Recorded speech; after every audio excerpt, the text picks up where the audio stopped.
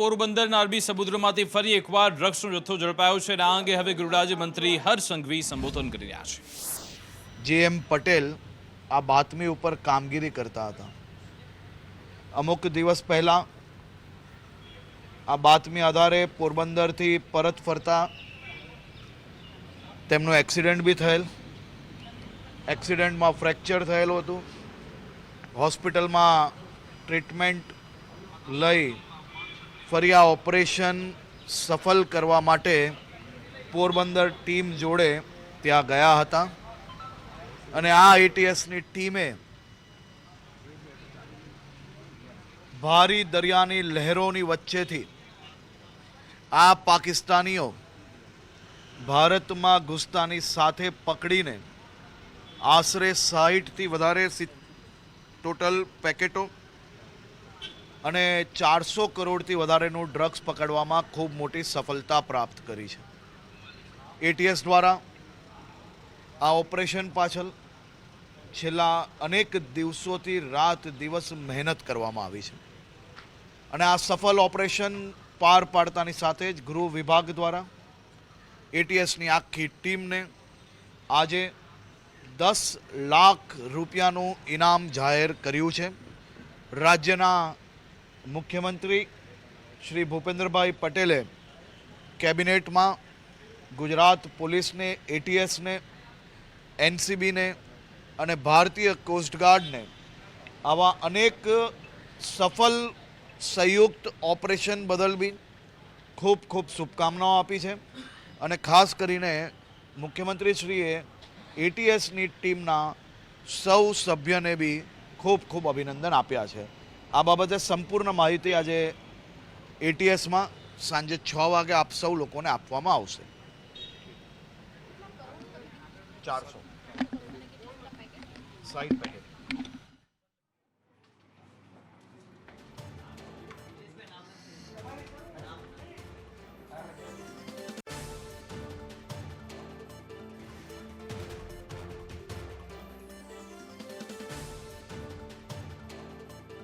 તો ગુજરાત એટીએસની ઉત્કૃષ્ટ કામગીરી બદલ 10 લાખનું ઇનામ જાહેર કરવામાં આવ્યું છે અને જે અધિકારીની પણ તેમણે પ્રશંસા કરી, કહ્યું કે તે અધિકારી અહીંયા તપાસ અર્થે પહોંચ્યા હતા, તેમનો અકસ્માત પણ થયો હતો, તેમને ફ્રેક્ચર થયું, ત્યારબાદ ફરી એકવાર તે પહોંચ્યા અને આ જે ડ્રગ્સનો જથ્થો છે તે ઝડપવામાં આવ્યો છે.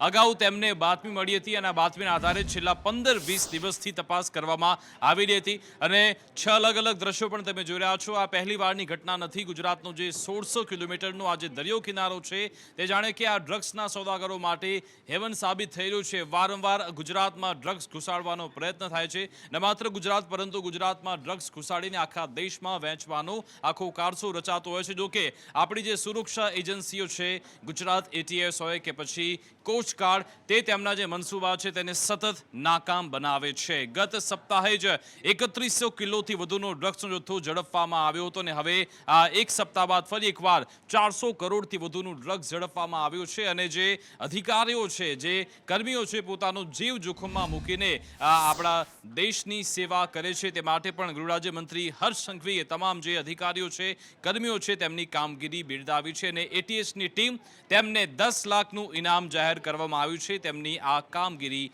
બદલ. ફરી એકવાર ગુજરાતના દરિયા કિનારેથી ડ્રગ્સનો જથ્થો ઝડપવામાં આવ્યો છે. 50થી 60 પેકેટ ઝડપવામાં આવ્યા છે જેની કિંમત થાય છે 480 કરોડ અને સાથે સાથે 6 જેટલા પાકિસ્તાની પણ ઝડપવામાં આવ્યા છે.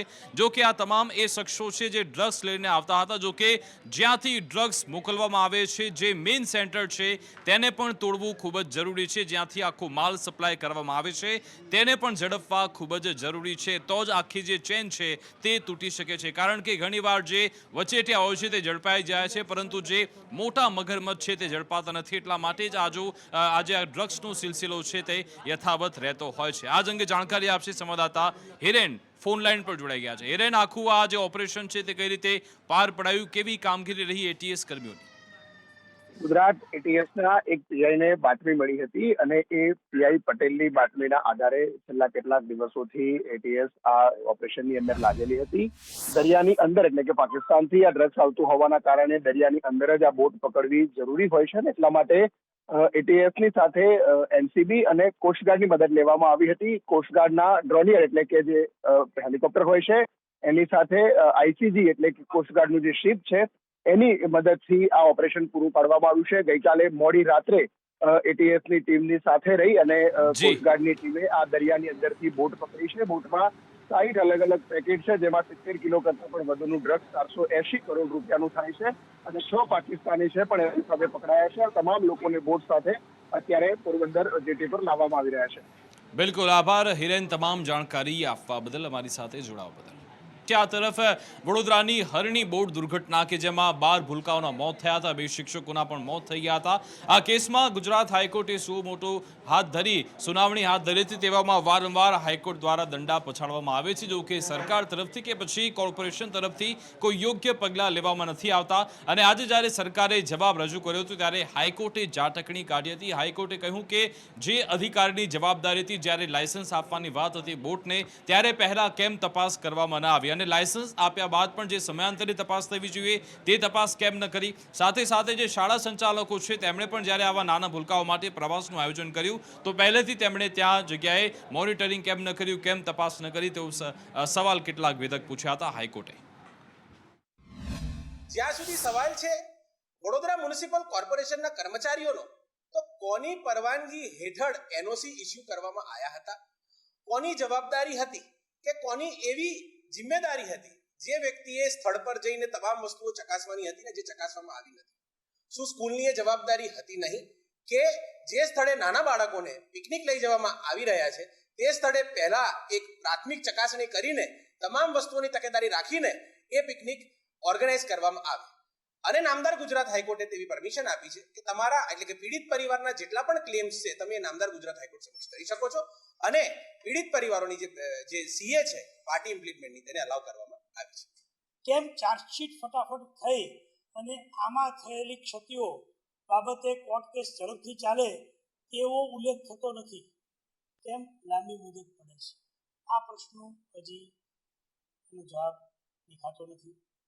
બાળકોના કુટુંબને અને જે મૃતક ટીચર છે એના કુટુંબને કોઈ ન્યાય મળે કે સ્કૂલના જે સંચાલકો છે અને ડીઈઓની કચેરી છે તેના જે ઓફિસરો છે એ લોકોની ક્ષતિઓ માટે એ લોકોની સામે ક્યારે પગલાં લેવાશે એ બાબતની કોઈ વાત થતી નથી.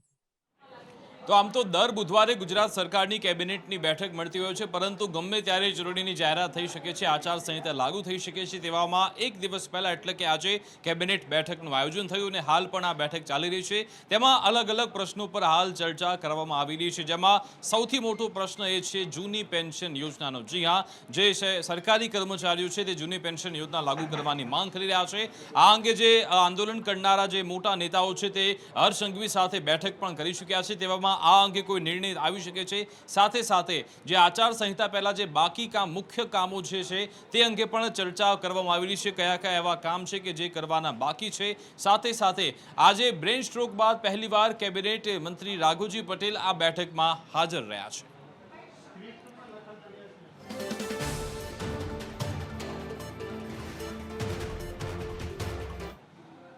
આ તરફ રાજસ્થાનના પોખરણમાં અત્યારે યુદ્ધાભ્યાસ કરવામાં આવી રહ્યો છે. ભારતની 3 સેના અહીંયા મોજૂદ છે અને અહીંયા અલગ અલગ કરતબ બતાવવામાં આવી રહ્યા છે. સાથે સાથે જે આપણું સ્વદેશી અભિયાન છે તેને પણ આગળ લઈ જવાનો પ્રયત્ન કરવામાં આવી રહ્યો છે અને અલગ અલગ 20 દેશના જે પ્રતિનિધિઓ છે તેમને સાથે રાખીને આ યુદ્ધ અભ્યાસ કરવામાં આવી રહ્યો છે. પોખરણમાં સેનાની 3 પાંખે અત્યારે કવાયત હાથ ધરી છે. અત્યારે ત્યાં શું યુદ્ધ અભ્યાસ થઈ રહ્યો છે, કેવા કેવા અહીંયા સ્વદેશી અભિયાન લોન્ચ થઈ રહ્યા છે, જણાવશે મારા सहयोगी अजय यादव. जी अजय.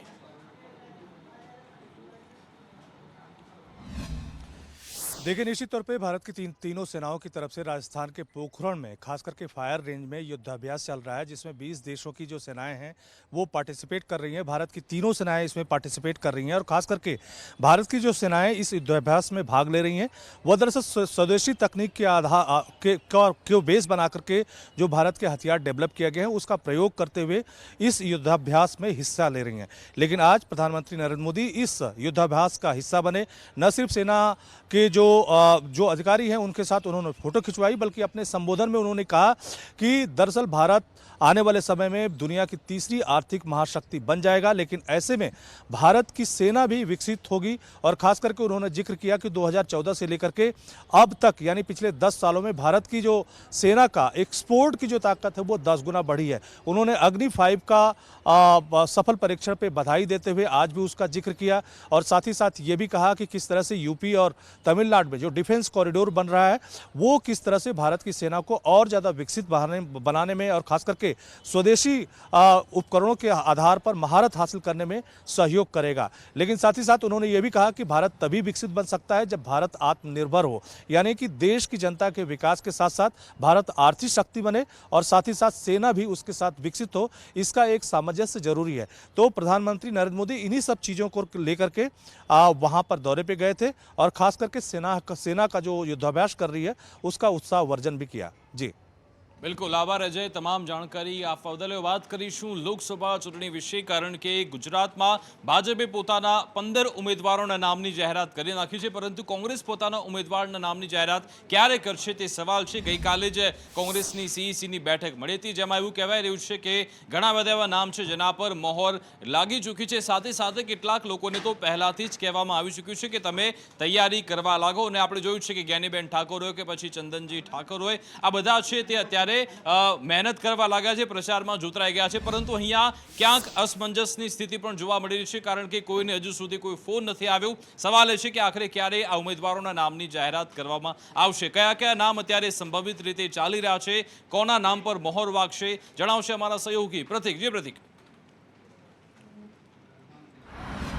વિકાસ, આ વખતે ગુજરાત કોંગ્રેસને ફક્ત 24 ઉમેદવારો જ જાહેર કરવાના છે, કારણ કે 2 બેઠક ઉપર તેમનું આમ આદમી પાર્ટી ગઠબંધન થયું છે અને હવે તેમને 24 ઉમેદવારો જાહેર કરવાના છે. આ 24 ઉમેદવારો શોધવા માટે ગઈકાલે સીઈસીની બેઠક મળી હતી. એ પહેલાં સ્ક્રીનિંગ કમિટીની બેઠક મળી હતી અને સીઈસી બેઠકમાં 24માંથી 14 ઉમેદવારો માટેનું મંથન કરવામાં આવ્યું છે અને આ 14 ઉમેદવારોના નામ ટૂંક જ સમયમાં જાહેર કરવામાં આવે તેવી પૂરેપૂરી શક્યતાઓ વ્યક્ત કરવામાં આવી છે. આ સાથે જ ગુજરાત કોંગ્રેસના અધ્યક્ષ શક્તિસિંહ ગોહિલે પણ એવું કહ્યું છે કે જે ઉમેદવારો જીતી શકે એવા છે અને જે ઉમેદવારોને અમે લડાવવા માંગીએ છીએ તેવા ઉમેદવારોને અમે ફોન કરીને સૂચના આપી છે કે તેઓ તૈયારી કરવા માંડે અને આવા કેટલાક ઉમેદવારો તૈયારી કરવા પણ માંડ્યા છે.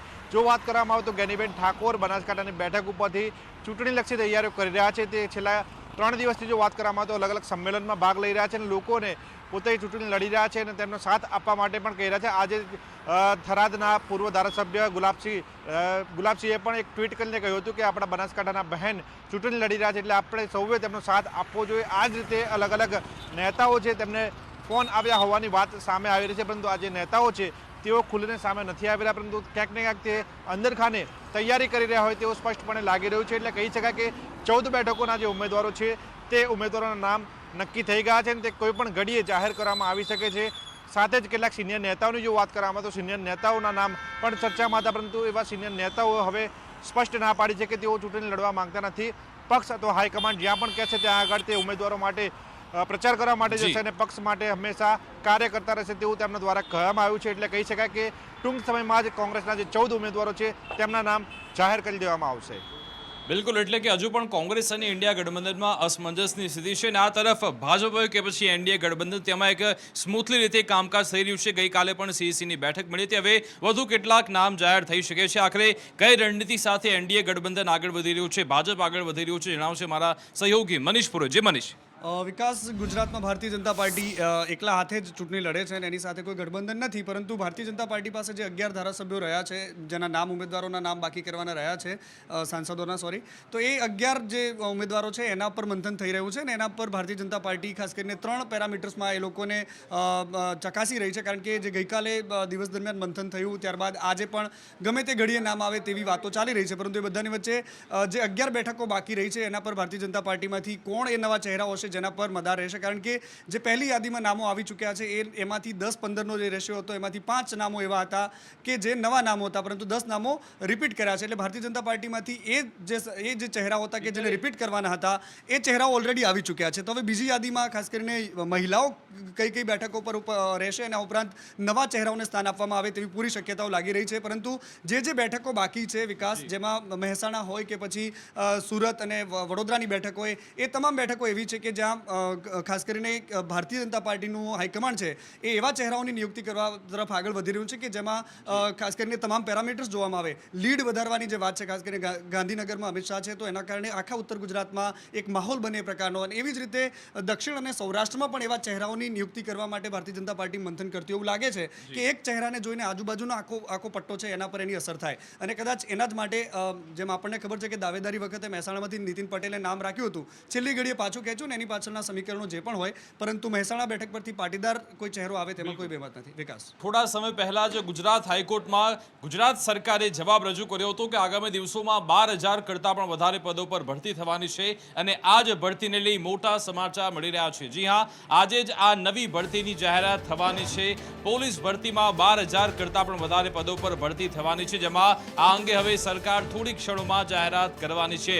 પોલીસ ભરતીના જે નવા નિયમો છે તે જાહેર થઈ ચૂક્યા છે, જેમાં આ વખતે હવે નવી ભરતી અનુસાર વજન ધ્યાનમાં નહીં લેવાય. સાથે સાથે જે દોડના માર્ક્સ ગણવામાં આવતા હતા તે પણ હવે નથી ગણાતા. સાથે સાથે જે પરીક્ષા લેખિત પરીક્ષા તેમાં પણ કેટલાક ફેરફાર કરવામાં આવ્યા છે, અને હવે આ નવા નિયમો સાથે નવી ભરતી થવા જઈ રહી છે તેની જાહેરાત આજે થવા જઈ રહી છે.